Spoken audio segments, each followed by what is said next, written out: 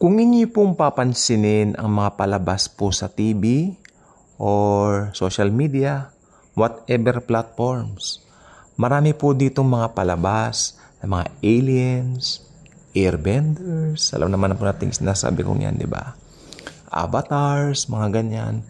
Those are not true. Hindi po totoo ang mga yan.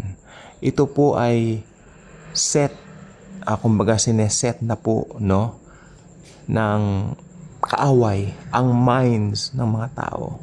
Sapagkat kinokontra nito yung nakalagay sa Biblia. Whatever is true, whatever is of noble, whatever is noble, di ba mga ganyan, dwell on these things. Whatever is true, whatever is pure, yung pala gusto kong sabihin yun. Tingnan nyo ha, whatever is true, whatever is pure, whatever is noble, dwell on those things. Kaya nang bili ng Biblia. Well, hindi naman po kataka-taka. Ngayon po, ang mga tao nag-a-idolatry. Sobra. Nakita lang itong celebrity ito, umiiyak pa sila. Hindi po ba? Sa bagay, ganyan na rin po ng panahon nung mga ibang mga sikat na mga singers dati. Sobra silang umiiyak, parang, ewan ko, I love music, pero yung puntong ganyan, hindi naman po. Wow. Wow, that's idolatry. Kahit saan mo tignan, balibaligtarin mo. Anyway, mahilig naman sila sa idols. Merong isang darating na tao. Right after the rapture, siya po yung Antichrist. Okay, pag samasamahin mo ang popularity ni Elvis Presley, ng The Beatles, ni Michael Jackson, Madonna, yes, Taylor Swift, pinakasikat na singer ngayon yan. Pag samasamahin mo ang kanilang popularity, okay, hindi pa rin po, hindi makakaabot sa 20% ng popularity ng Antikristo. Buong mundo mapapasunod ng Antikristo. Why? Even to the point na sambahin siya ng mga tao. At iluluklok niya, yan yung nakalagay sa picture, ilalagay niya ang kanyang sarili doon sa third temple. Aakyat siya roon at sasabihin niya, I am God. Sasabihin niya yan. Amen? Kung si Jesus Christ nga po, hindi niya tahas ang sinabi na siya ay Diyos. Of course, siya ay Diyos, si Jesus. Jesus is God, pero hindi ganyan ka-arugante sa Antikristo. Papanik siya sa templo, sabi ng, nasa aklat na po ng ng Thessalonians yan, at ipapahayag niya na siya ay Diyos. Di po ba? Look at that. Okay. Ganyan na po ang nangyayari ngayon sa mga tao. Mahilig po sa mga idols. Well, magkakaroon kayo ng idol pag naiwan kayo. Yan ang pinaka-idol, ang Antikristo. Ngayon, makikita po natin dito, ano po ba ang latest na nangyayari ngayon sa Israel? Ano po ba ang latest na nangyayari ngayon doon maliban doon sa nagkaroon ng giyera for some months back, I think 5 months ago? Parang tumahimik yata, di ba? Pero ang balita ko po lately, ang mga red heifer po ay talagang malaki na.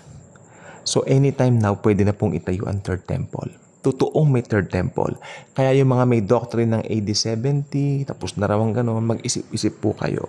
Sapagkat futuristic po yan. Hindi po yan nakaraan. Inaral ko po lahat yan, alam po ang sinasabi ko. Okay, hindi lang po ako masyadong ganun kabihasa pagdating sa mga terminologies, but pagdating po naman doon sa mga rightly dividing the scriptures, alam naman po natin yan. Matagal na rin naman po tayong binibiyaan ng Panginoon ng knowledge tungkol diyan. Kaya sabi ko po sa inyo, ang mga bagay niyan ay mangyayari po. Kaya kahit na medyo parang OA minsan, sabi nga nila, OA, napaka-OA naman yung blood moon. Nakailang blood moon na po ba na natakot kayo? Nung una noon, talagang sabi ko, talagang wow. Matagal na yan di ba? Pero alam niyo po ba kahit na gano'n ang mga nangyayari, talagang mangyayari man nakasulat sa Biblia. Kaya wag ninyong, sabi nga ng 2 Peter, Huwag niyong tutuyain yung araw ng Panginoon. Darating yan. Pero bago dumating yan, anong sabi? Alam mo nakasulat sa Thessalonians, bago dumating yan, aalisin muna yung restrainer. Sino ba yung restrainer? Tayo po mga Kristiyano. O nga naman, pag nandito po tayo, biglang lumita yung halimaw, yung Antikristo. Abay, kadali naman natin siyang i-expose. Antikristo yan, halimaw yan. O, di ba? Kaya aalisin tayo rito. Yun po ang purpose doon. At syempre, to be with Jesus forever. I-rapture na po tayo. Kasi alam ni Jesus, papunta na po yung tribulation. Tribulation, first 3.5 years. Then, the second part, ito yung worst. The Great Tribulation. O, yan ang idol nila. Yung Antikristo, papanik na sa templo. Alam niyo po ba yung mga red heifer ngayon ready na? Ready na po yung mga red heifer. So, anytime now, may tatayo na yung third temple. May balita nga, itinayo na kahit saan. Not necessarily sa isang lugar. Basta na itayo yun, mangyayari po lahat yan. You know what? Matutupad lahat ng yan. Ang katuparan po ng mga hula sa pagdating ng Panginoong Jesucristo rito ay dinedma ng mga tao during that time. Hindi nila alam na tupad dito sa kalagitnaan nila. Di ba? Ipinako pa nila si Jesus sa cross. Hindi nila alam yung pagkapako sa Panginoon, pagkamatay ng Panginoon sa cross, nagkaroon ng kaligtasan ng buong mundo. Amen? Kaya, pag nag-rapture na po, umpisa na po yan. Umpisa na po yan ng chaos. Magkakaroon ng chaos sa buong mundo. Masyado silang matataranta. Yung mga naiwan to magugulantang. Nasaan ang mga taong yun? Mga hallelujah, praise the Lord. Saan sila napunta? Diyan na po papasok ang Antikristo. Makikita nila, napaka-charismatic ng taong ito. Sila ay kinuha ng mga alien. O, di ba? Maraming maniniwala doon sa Antikristo sapagkat sa panahon ngayon, yung mga tao, kahilig manood ng mga ganyan. Kaya maniniwala sila may mga aliens. Na-deceive po sila. Yun po ang mangyayari niyan. Amen? At pag inutos ng halimaw na magpatatak sila, magpapatatak po sila kasi magiging pinaka-popular na tao itong halimaw na itong Antikristo nito at handa silang sumamba sa kanya. Pero wag ka. May mga maboborn again during the tribulation at Great Tribulation. Sila po yung mga hindi magpapatatak sa halimaw. Kaya ipapahanap sila nito. Pero may pagtataguan po sila dyan sa Petras. Sa Petras. May pagtataguan po sila. Inhanda ng Panginoon yan. Yan po sa malapit sa Jerusalem. Kaya sabi ko po sa inyo, lahat ng nasa Bible mangyayari. Kaya obserbahan natin ngayon yung mundo. Ngayon pa lang, meron na pong PRE, meron na pong, kumbaga sa Shopee, pre-order. Meron na pong pre-order of events ngayon na nakikita na siyang mangyayari sa tribulation at sa Great Tribulation.